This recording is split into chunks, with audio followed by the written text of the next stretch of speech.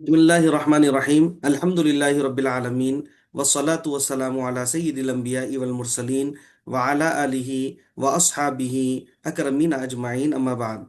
گزشتہ ہمارا جو سبق تھا، ہم اس سبق میں وقف کے قواعد پڑھ رہے تھے. یعنی قرآن مجید کو پڑھتے وقت ہم جو ہے کس طرح رکیں گے، اور پھر وصل یعنی کس طرح اس کو ملا کر پڑھیں گے. علامت آیات یا پھر جو ہے علامت وقف کیا کیا ہے، وہ تمام چیزوں کے بارے میں ہم روشنی ڈالے، ان تمام چیزوں کو ہم پڑھے. اور پھر معانخہ کی بھی جو ہے تعریف بتلائی گئی، معانخہ کیا ہے، معانخہ کیسا پڑھا جاتا، وہ تمام چیزوں کے بارے میں بھی جو ہے آپ کو بتلایا گیا. ٹھیک ہے. آج کا جو ہمارا سبق ہوگا، یہ ہے سبق ہمارا حمزتین. ٹھیک ہے. اب حمزتین کس کو بولتے ہیں، حمزتین کیا ہے، اب اس کے بارے میں تھوڑا سا ہم اس کو سمجھیں گے. ٹھیک ہے. سبق نمبر 11، حمزتین. حمزتین بولتے کس کو آخر، یعنی ایک جگہ دو حمزہ کے جمع ہو جانے کو حمزتین کہتے ہیں. حمزہ یعنی ایک، حمزتین یعنی اس کی جمع. ٹھیک ہے. دو حمزہ آ گئے اسی لیے حمزتین بول رہے ہیں، اور دو حمزہ ساتھ میں رہ رہے ہیں، بالکل لگ لگ کے ایک کے ساتھ دوسرا حمزہ شامل ہے، اسی لیے ہم اس کو بول رہے ہیں حمزتین.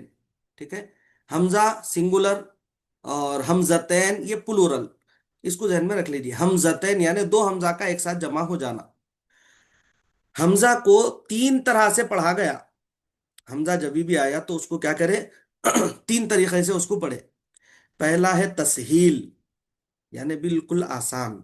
دوسرا تحقیق، مکمل اس کو ادا کر کے تحقیق کے ساتھ. تیسرا جو ہے ابدال، یعنی اس کو بدل کے. اب کیسا کیسا ہے دیکھیے. پہلے تسہیل کی تعریف آپ کو بتلائی جا رہی. تسہیل یعنی حمزہ کو نرمی کے ساتھ ادا کرنا، یہ تسہیل کہلاتا ہے. حمزہ کو کیا کرتے، نرمی کے ساتھ ادا کرتے. تسہیل بولتے جو ہے جو آسان ہے اس کو تسہیل بولتے. عربی میں تسہیل یعنی آسان، سہل ہے نا، سہل آسان. سہل کی جمع جو ہے تسہیل. سہل سے جو ہے اس کو ماخوذ کر کے بولے تسہیل، یعنی بالکل آسانی کے ساتھ. آسانی میں جو ہے نرمی بھی شامل ہے. آسانی نرمی دونوں ایک ہی بات ہوئی نا، آسانیاں پیدا کرو نرمیاں پیدا کرو، اس طرح کے ہم جملے اردو میں بولتے ہیں.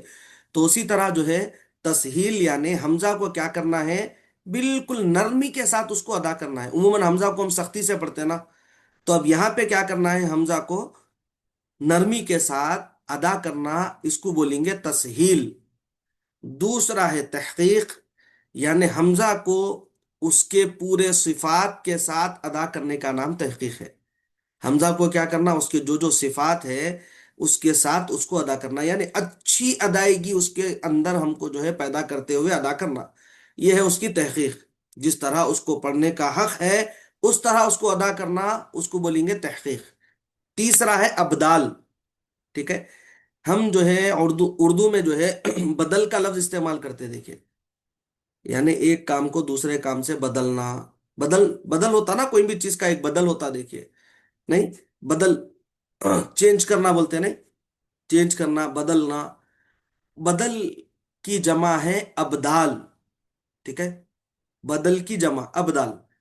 جیسا قلب کی جمع اخلاق پڑھے تھے دیکھیے ہم اس سے پہلے قاعدے میں، تو اسی طرح یہاں پر بدل کی جمع کیا ہے، ابدال. اب ابدال کیا ہے دیکھیے کہ حمزہ کو حرف مد سے بدل کر پڑھنے کا نام ابدال ہے. حمزہ ہے، حمزہ کو کیا کر رہے ہیں، حرف مد سے بدل دے رہے ہیں ہم. حرف مد کوئی بھی حرف مد ہو سکتا، الف مد، واو مد، یا مد. ہم پڑھے نا حروف مدہ، مد اصلی، نوحی، ہا. تو حمزہ کو کیا کر رہے ہیں، حرف مد سے بدل دے رہے ہیں. اس طرح حرف مد سے بدل کر پڑھنے کا نام کیا ہے، ابدال. ٹھیک ہے.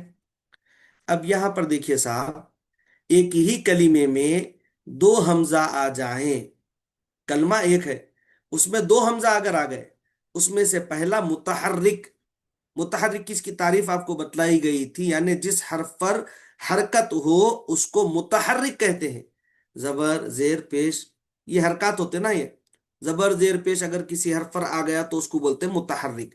تو اسی طرح دو حمزہ آ گئے اور اس میں کا پہلا متحرک یعنی زبر زیر پیش والا ہے، اور پھر دوسرا ساکن یعنی جس کے اوپر جزم ہے.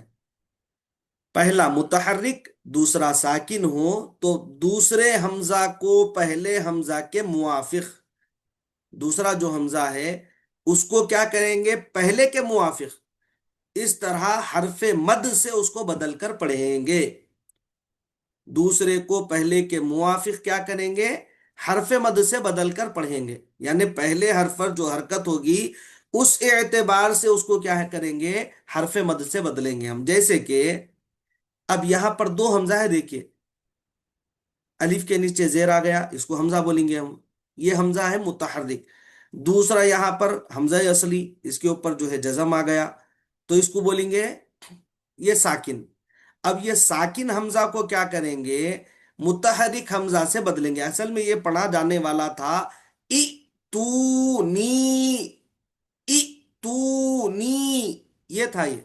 اب ای تو نی ای تو نی سے کیا کریں گے اس کو، ای تو نی، یہاں پر یا پر کیا تھا، یہاں پر حمزہ نہیں، حمزہ تھا نا یہاں پہ، یعنی پہلے حمزہ کے بعد دوسرا کیا تھا، حمزہ، اس حمزہ کو کیا کر دیے ہم، یا بنا دیے۔ یا بنا کے چونکہ جزم تھی اس کے اوپر، تو یہاں پر جو جزم تھا یہ جزم برقرار رہیں گا۔ اب اس کو پہلے کے موافق کیا کرے، ای تو نی سے ای تو نی کر دیے اس کو۔ اسی طرح واؤ کے اوپر حمزہ ہے، دیکھیے جو ساکن ہے، اس سے پہلے الف ہے، اس کے اوپر پیش ہے، یعنی یہ حمزہ متحرک ہے، دوسرا حمزہ ساکنہ، او تو مینا، او تو مینا، حمزہ آنے سے جھٹکا دیں گے نا، او تو مینا۔ اب او تو مینا کو کیا کریں گے، او تو مینا میں اس میں ابدال کر کے، یعنی اس کو بدل کے، او تو مینا سے او تو مینا، وو پہ کیا کریں گے، وو کو جو ہے جزم لگا دیں گے، پھر اس سے پہلے پیش آنے کی وجہ سے اب یہاں پر جو ہے وو مد ہوگا تو پڑھیں گے او تو مینا، او تو مینا وغیرہ۔ اگر پہلا حمزہ استفہام کا ہو اور دوسرا حمزہ وصلی لام تعریف کے ساتھ ہو تو اس کو ہر دو طریقوں سے پڑھا گیا، استفہام کا ہے یا پھر لام تعریف کا، اب دو طریقوں سے اس کو پڑھا گیا۔ کیسا، دیکھیے پہلا طریقہ ہے ابدال، جیسے کہ اَل آنا، اَل آنا سے کیا کرے اس کو، آل آنا، آل آنا، اس طرح۔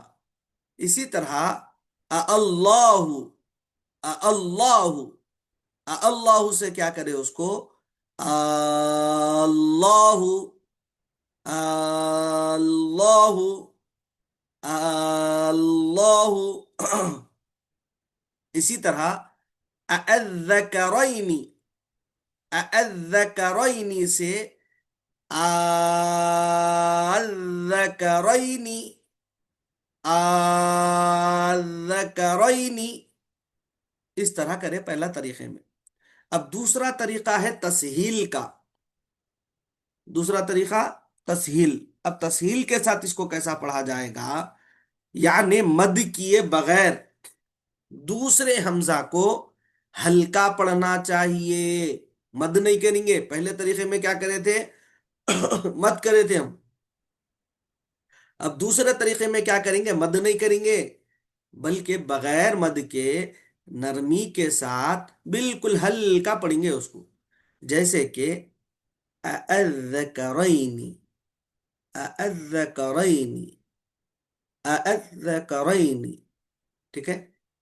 اَذَّكَرَيْنِ میں دوسرا حمزہ تسہیل کے ساتھ پڑھا گیا، تسہیل کے ساتھ پڑھے اس کو، یعنی بالکل نرمی کے ساتھ۔ اور تسہیل کا جو طریقہ ہے استاد سے سن کر ہی سمجھا جا سکتا ہے، باقی ہر جگہ حمزتین ایک کلمے میں ہوں یا دو کلمات میں تحقیق سے ادا کیے جائیں گے، باقی جدھر بھی حمزہ آئیں گا ایک کلمے میں رہو یا دو کلمے میں، اس کو کیا کریں گے ہم، تحقیق کے ساتھ ادا کریں گے، یعنی مکمل اس کو جیسا پڑھنے کا، اس کی تلاوت کا اس کا حق ہے اسی طرح اس کو ادا کریں گے۔ جیسے کہ اَأَنذَرْتَهُمْ،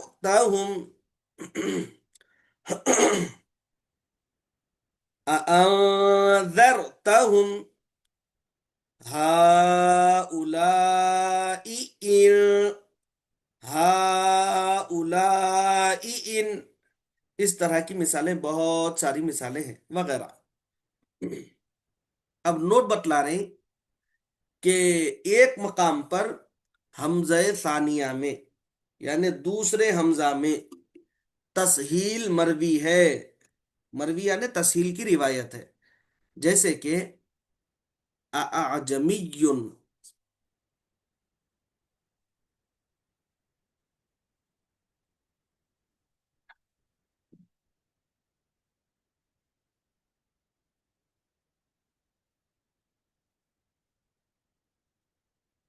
اب یہاں پر دیکھیے صفحہ نمبر 48 پہ استاد محترم یہاں پر جو ہے تحریر فرمائے، حمزہ کی سختی کو کم کر کے نرمی کے ساتھ پڑھنے کو تسہیل کہتے ہیں۔ قرآن شریف میں ایک جگہ آیا یہ، حامیم سجدہ پارہ نمبر 24 آیت نمبر 44 کے دوسرے حمزہ کو نرم کر کے پڑھیں گے، اعجمی، اعجمی، استاد سے سن کر صحیح ادا کرنے کی کوشش کریں۔ آپ لوگ جو ہے میرے ساتھ دہرائیے، اعجمی، اعجمی، اس طرح نرمی کے ساتھ اس کو ادا کریں گے، اعجمی، ٹھیک ہے۔ اب دیکھیے صاحب، یہ تو ہمارا حمزتین کا ایک سبق ہو گیا۔ اب اس کے بعد دوسرا سبق ہے ہائے کنایا، ٹھیک ہے۔ ہائے کنایا کس کو بولتے ہیں؟ ہائے کنایا کیا ہے؟ اب دیکھیے اس کو، تعریف ہائے کنایا یعنی اس کی تعریف، واحد مذکر غائب کی ضمیر کو ہائے کنایا کہتے ہیں۔ ہائے کنایا کس کو بولتے ہیں؟ واحد مذکر، واحد مذکر غائب کی ضمیر کو، یعنی جو شخص یہاں پر موجود نہیں ہے، وہ مرد ہے، اس کا ہم تذکرہ کر رہے ہیں، ٹھیک ہے۔ وہ جو اس کی ضمیر کی طرف ہے اس کو بولیں گے ہائے کنایا۔ جیسا کہ جو ہے ایک طالب علم ہماری کلاس میں موجود نہیں ہے، ولو بالفرض اس کا نام جو ہے سیف اس کا نام ہے مثال کے طور پر، تو میں یہ جو ہے میں عرض کرتا ہوں کہ وہ جو ہے کلاس سے غائب ہے۔ اب وہ سے مراد سیف، یعنی پہلے ہم جو ہے سیف کے بارے میں بات کر رہے تھے، اور وہ بتا رہا ہوں کہ وہ جو ہے آج کلاس سے غائب ہے، وہ آج کلاس میں جو ہے غیر حاضر ہے، وہ آج جماعت میں غیر حاضر ہے، اس طرح۔ تو وہ جو ہے واحد مذکر غائب کی جو ضمیر ہے اس کو بولیں گے ہائے کنایا۔ اب صلہ کی تعریف، صلہ کیا ہے؟ دیکھیے، حرکت کو حرف مد کی مقدار میں دراز کر کے پڑھنے کو، یعنی کھینچ کر پڑھنے کو صلہ کہتے ہیں۔ حرکت ہے، حرکت کو کیا کر رہے ہیں؟ حرف مد کی مقدار، حرف مد کو جس طرح ہم کھینچتے ہیں اس طرح کیا کر رہے ہیں؟ کھینچ کر پڑھ رہے ہیں، اس کو بولیں گے صلہ۔ ہائے کنایا کی صورت حسب ذیل ہے۔ پہلا جو ہے ہائے ضمیر سے پہلے، ہائے ضمیر جو ہے اس سے پہلے زبریہ پیش ہو اور بعد کا جو حرف ہے وہ متحرک ہو تو صلہ بالواو ہوگا۔ ہائے ضمیر، وہ جو اس کی طرف اشارہ ہے نا ضمیر کا، اس سے پہلے کیا رہنا؟ زبریہ پیش رہنا، اور پھر اس کے بعد کا جو حرف رہنا وہ متحرک رہنا، تو صلہ بالواو، واو کے ساتھ، یعنی واو مد وہاں پر اس کو جو ہے کریں گے، صلہ بالواو ہوگا، یعنی اس کی حرکت کو حرف مد کی مقدار میں دو حرکت دراز کر کے پڑھیں گے، جیسے معہو سے معہو، مالوہو سے مالوہو، وغیرہ۔ سمجھ میں آ گیا نا پہلا قاعدہ یہ؟ تھم بتائیے، کم از کم تھم بتا دیجیے اپنا۔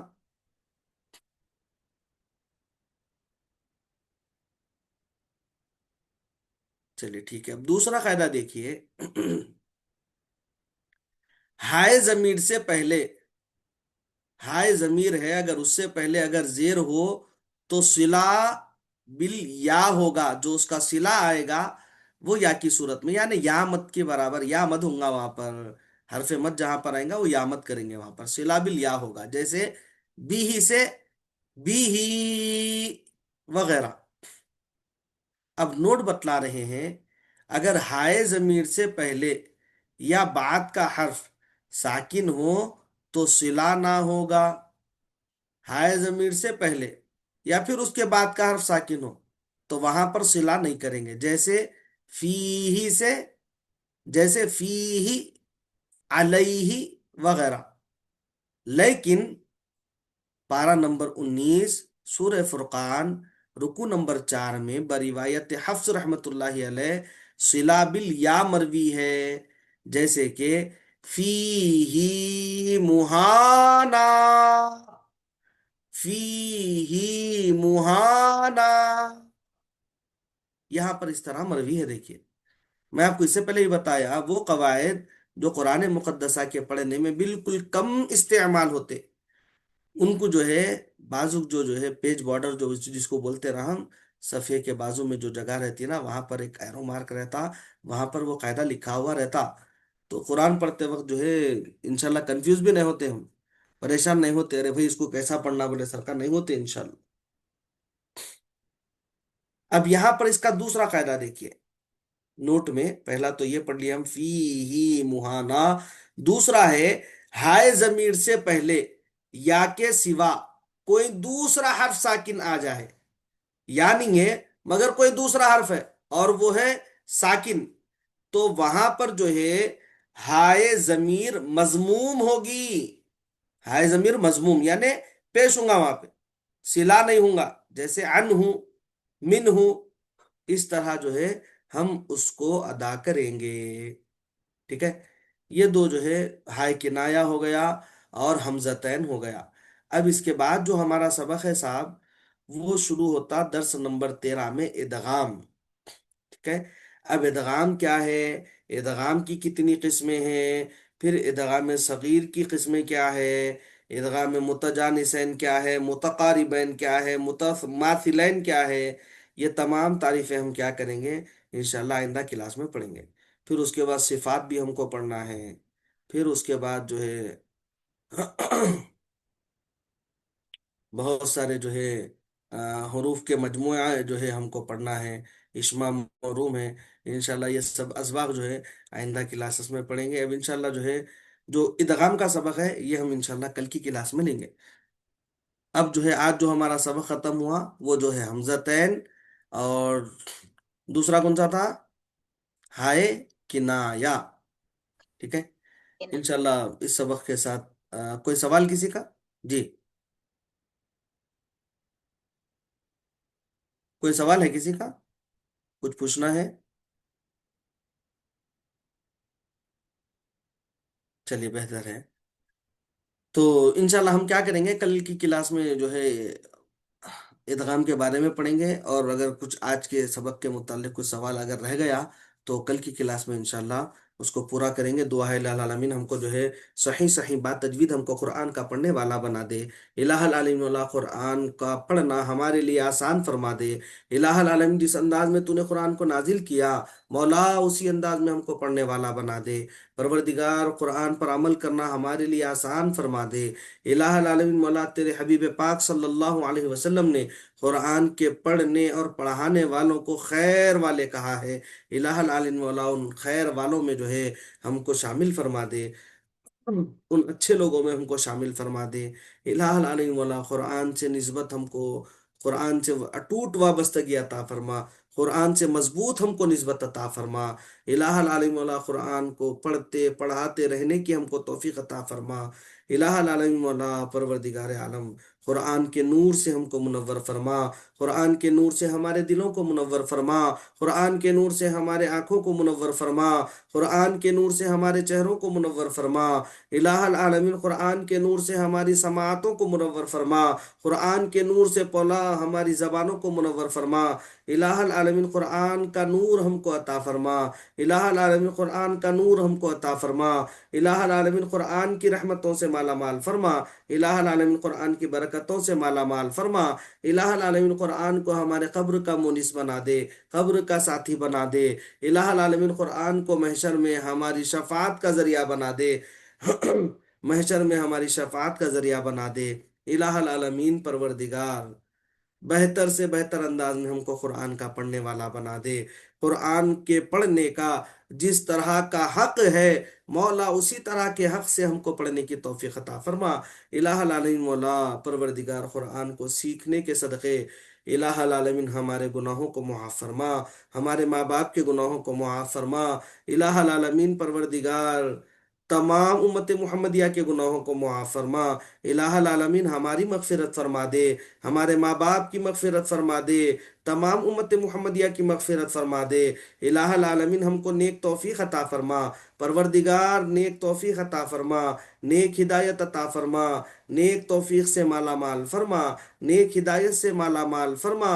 الہ العالمین اپنی رضا کے مطابق زندگی گزارنے والا بنا دے۔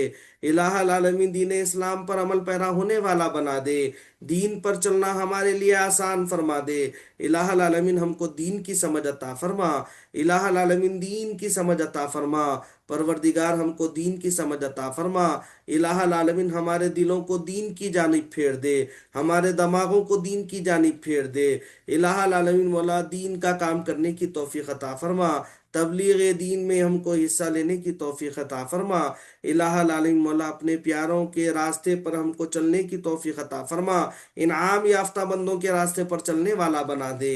الہ العالمین مولا انعام یافتہ بندوں سے دوستی کرنے والا بنا دے، تیرے نیک بندوں کی ہم کو سنگت عطا فرما، تیرے نیک بندوں کی صحبت عطا فرما، پروردگار تیرے نیک بندوں میں ہم کو شامل فرما۔